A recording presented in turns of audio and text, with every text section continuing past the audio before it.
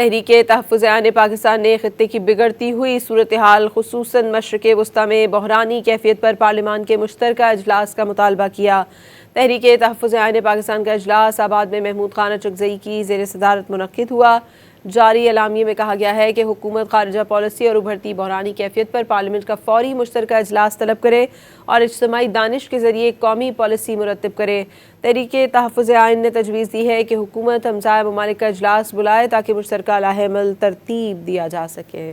تحریک تحفظ آئین پاکستان نے خطے کی بگڑتی ہوئی صورتحال خصوصاً مشرق وسطی میں بحرانی کیفیت پر پارلیمان کے مشترکہ اجلاس کا مطالبہ کیا۔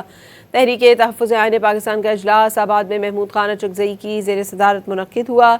جاری اعلامیے میں کہا گیا ہے کہ حکومت خارجہ پالیسی اور ابھرتی بحرانی کیفیت پر پارلیمنٹ کا فوری مشترکہ اجلاس طلب کرے اور اجتماعی دانش کے ذریعے ایک قومی پالیسی مرتب کرے۔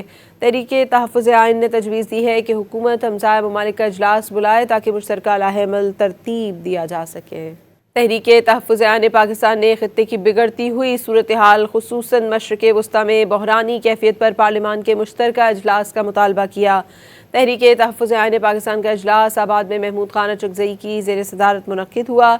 جاری اعلامیے میں کہا گیا ہے کہ حکومت خارجہ پالیسی اور ابھرتی بحرانی کیفیت پر پارلیمنٹ کا فوری مشترکہ اجلاس طلب کرے اور اجتماعی دانش کے ذریعے ایک قومی پالیسی مرتب کرے۔